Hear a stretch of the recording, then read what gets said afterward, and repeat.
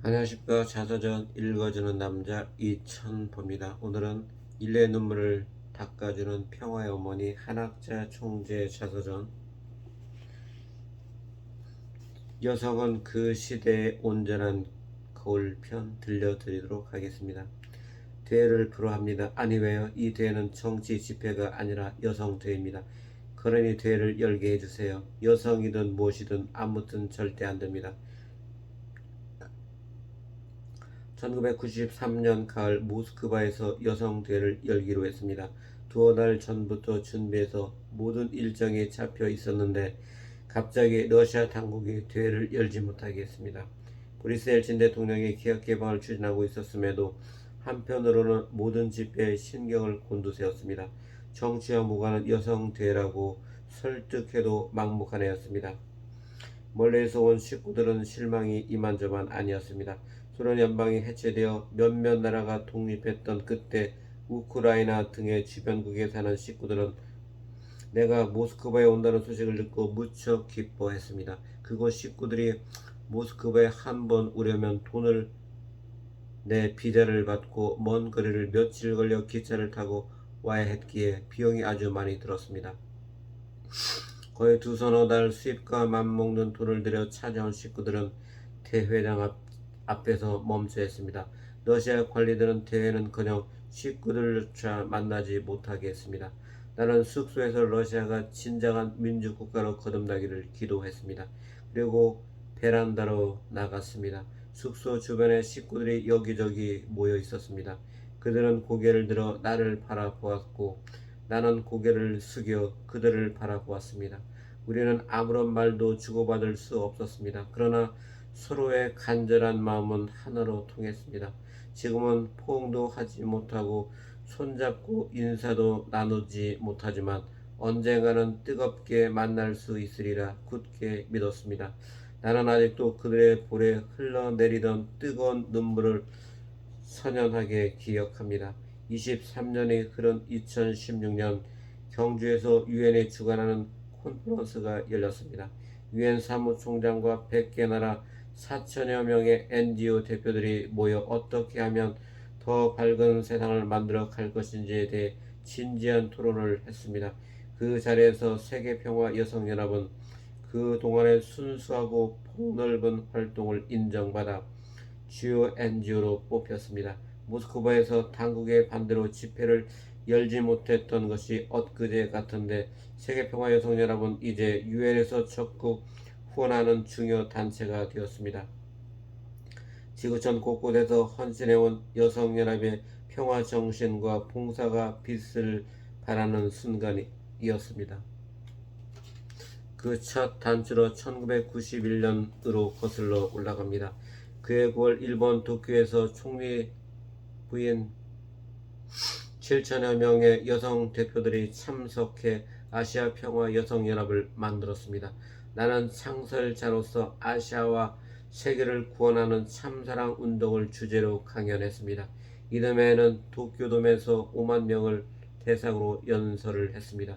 준비 기간은 보름에 불과했지만 가슴 깊은 곳에도 끓어오르는 열정을 토로해 깊은 공감을 얻었습니다. 1992년 봄 서울에서 70여 나라 16만 명의 여성이 모였습니다. 4,000대 버스가 참석자들을 잠실 운동장으로 실어 나르느라 서울 시내 교통이 마비될 지경이었습니다. 여성시대 여성부대는 현장을 보고 싶어하는 사람들이 그토록 많았습니다. 그날 탄생한 여성연합은 결코 세상에 흔한 또 하나의 여성단체가 아니라 새로운 시대를 비추는 거울이 될 것임을 보여주었습니다. 나의 연설은 지금까지 남성들이 주도했던 전쟁과 폭력 갈등을 끝내고 사랑과 평화가 넘치는 이상세계로 나아가는 나침반이 되었습니다. 이후 나는 세계를 순회하면서 여성 지도자들을 격려하고 모두가 공감하는 진정한 여성 운동을 펼쳤습니다. 대회가 금지되었던 모스크바에도 들어가 수많은 여성과 식구들을 만나 기쁨의 회유를 하고 대회를 성공리에 마쳤습니다. 여성들은 그동안 여성의 진정한 가치를 모르는 남성들로부터 정당한 대우를 받지 못했습니다. 그들을 깨기 위해 여권시장 운동도 벌이고 여성해방 운동에도 뛰어들었으나 주로 남성을 상대로 한 투쟁적이고 정치적인 운동이었습니다. 그러나 나는 세계평화 여성연합을 통해 여성의 참된 가치를 일깨워 주면서 여성 자신과 남성까지 포용하고 발전시키는 운동을 전개했습니다. 여성이 시대를 비추는 맑은 거울이 되기 위해서는 자신이 먼저 맑고 순수해야 하며 자신을 먼저 극복할 수 있는 내면의 강한 힘을 가져야 합니다. 효심으로 부모를 섬기는 참된 딸이 되고 정절과 헌신으로 남편을 내조하는 참된 아내가 되어야 합니다. 또한 사랑과 정성으로 아들, 딸을 기르는 참된 어머니가 되어야 합니다. 하나님을 모신 참사랑의 가정을 이루고 평화세계를 만드는 일에 앞장서는 참된 여성 지도자가 되어야 합니다. 사막 한가운데에서 바늘을 찾다. 휘잉 모래바람이 불어오면 눈을 뜨지 못합니다. 모래는 눈 속으로 살 속으로 마구 파고들고 햇빛은 이글이글 타오릅니다. 사막에서는 한 걸음 내딛는 것조차 몹시 힘이 듭니다. 여행객은 며칠에 불과하지만 그곳에서 살아가는 사람들은 나날이 힘겹지 않을까 애잔한 마음도 듭니다. 그러나 그곳에 사는 사람들은 모래바람이나 뜨거운 햇빛을 친구로 여길 것입니다. 삶을 진정으로 힘들게 하는 것은 다른 데 있습니다. 고대 문명의 발상지로서 나일강 주변의 사막에 우뚝 솟은 피라미드는 4,500년 전에 세워졌습니다. 어디에서 그 엄청난 무게의 거대한 돌들을 가져와서 어떻게 지었는지 오늘날의 과학기술로도 밝혀낼 수 없습니다. 그러나 근본적인 질문은 그들이 왜 그런 건축물을 지었느냐는 것입니다. 그것은 육신을 지닌 생활보다는 영원한 세계의 삶을 더 추구했기 때문입니다. 인류는 본심의 작용에 의해 하나님에게로 돌아가고 싶어합니다. 그들은 지상생활에 대한 미련보다는 영원한 세계, 영계의 생활을 더 중요시하며 살았습니다. 1960년대 말 우리 부부가 처음 세계 순회를 할 때 이스라엘에 들렀습니다. 그날따라 무척 더웠습니다. 이스라엘은 남한의 5분의 1밖에 안 되는 작은 나라입니다.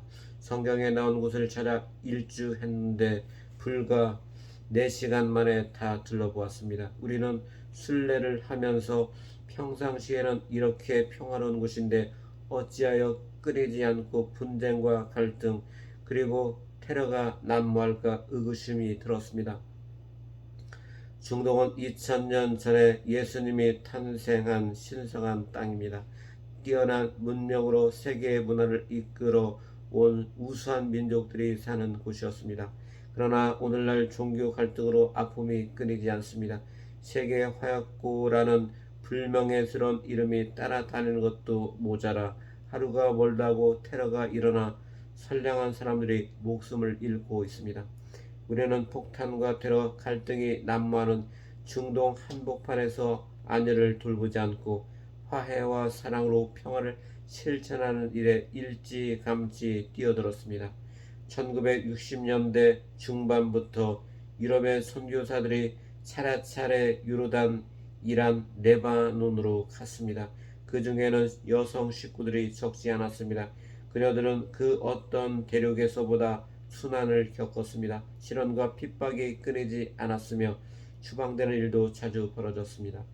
몇몇 이슬람 국가에서는 선교 자체가 엄하게 금지되어 자칫 목숨을 잃을 수도 있었습니다. 그럼에도 여성 식구들의 헌신으로 사람들이 조금씩이나마 마음의 문을 열기 시작했고 교육과 봉사를 통해 이해의 폭을 넓혀갔습니다. 우리는 무슬림 지도자를 적게는 수십 명, 많게는 수백 명씩 뉴욕으로 초대해 원리와 새 말씀을 들려주었습니다. 그 원리에 감복한 이슬람 사람들은 축복 결혼식도 했습니다. 이는 역사상 처음 있는 종교의 위대한 화해였습니다. 여기에서 그치지 않고 나는 중동으로 건너가 터키에서 참부모와 성역시대를 주제로 강연을 했습니다. 그런데 강연에서 이슬람도 무함마드도 언급되지 않자 청중의 절반이 퇴장해 버렸습니다. 예루살렘에서 강연하기로 했을 때는 큰 논란이 벌어졌습니다. 그것은 지금 전쟁의 본거지인데 어떻게 가시겠습니까? 테러가 잠잠해졌을 때 가면 더 좋을 텐데요. 그러나 나는 총칼이나 포연은 개시 않고 예루살렘으로 갔습니다. 유대 교인들의 반대로 강연장의 대관이 갑작스레 취소되어 부랴부랴 장소를 옮겨했고 역시나 많은 사람이 자신의 뜻과 다르다 하여 중도에 퇴장했습니다. 그럼에도 나는 굴하거나 낙담하지 않고 끝까지 강연을 마쳤습니다. 인류 구원을 위해 길을 나선 나를 그 무엇도 가로막을 수 없었습니다. 사람들은 중동에 가는 일 자체가 지극히 위험하며 그들의 입맛에 맞지 않는 강연을 하면 심한 야유와 비웃음을 살 거라고 우려하면서 방문을 만류했습니다. 그러나 나는 그보다 더한 곳도 여러 번 찾아갔기에 조금도 망설이지 않았습니다. 나를 기다리고 있는 사람이 한 명이라도 있다면 지구 끝 어디라도 찾아가 구원의 문을 열어야 하는 것이 독생녀의 소명이었습니다. 2000년대에 들어서는 지금까지와는 다른 중동 평화 운동을 시작했습니다. 그중 하나는 유대인과 기독교인을 화해시키는 것이었습니다.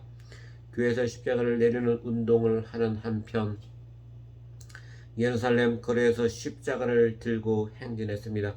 가롯 유다가 예수님을 팔아넘기고 받은 은 30냥으로 샀다는 피밭 땅에 십자가를 묻었습니다. 그 자리에 있던 한 유대인 여성은 4000년 유대인의 원한이 풀려가는 것을 느꼈다고 말했습니다. 두 종교의 화합을 위해 예루살렘 선언문도 발표했습니다. 예수님 대관식도 올렸습니다. 만왕의 왕으로 인류를 찾아온 예수님은 십자가에 못 박혀 뜻을 이루지 못했습니다. 이를 회환하는 대관식에는 예수님을 반대하던 유대 교인들도 참석해 그 의미를 더했습니다. 또한 70여 나라에서 온 종교 지도자들과 3천여 명의 이스라엘 팔레스타인 시민들이 뜨겁게 포옹했습니다. 이 모든 중동평의 밑바탕에는 우리 부부의 뜻에 따른 여성 식구들의 헌신이 있었습니다. 낯선 땅, 거친 자연, 모래바람이 휘몰아치는 사막에서 10여 년 동안 가정을 뒤로한 채 헌신적으로 활동했습니다. 우리 부부가 중동과 처음 마주한 것은 이미 50년 전입니다. 뜨거운 바람이 불어오는 사막에 첫 발을 내디뎠을 때의 설렘과 아픔이 지금도 생생합니다. 그때 중동 여러 나라를 순회하면서 모든 나라가 한 마음으로 평화를 이루기를 간절히 기도했습니다. 사막 한가운데서 홀로 작은 바늘을 찾는 심정이었습니다. 평화로운 세상을 세우지 않고는 결코 돌아서지 않겠다고 다짐했습니다. 독생녀가 함께한다는 사실을 미처 알지 못했던 사람들에 의해 테러가 자행되는 것은 슬픈 일이었습니다. 그러나 이제 그 비극의 악순환도 끝이 보이기 시작합니다. 인류 구원을 위한 독생녀의 말씀을 받아들이는 사람들이 신압으로 늘어가면서 중동에도 참된 평화가 뿌리를 내리고 있습니다. 오늘은 여기까지 들려드리도록 하겠습니다.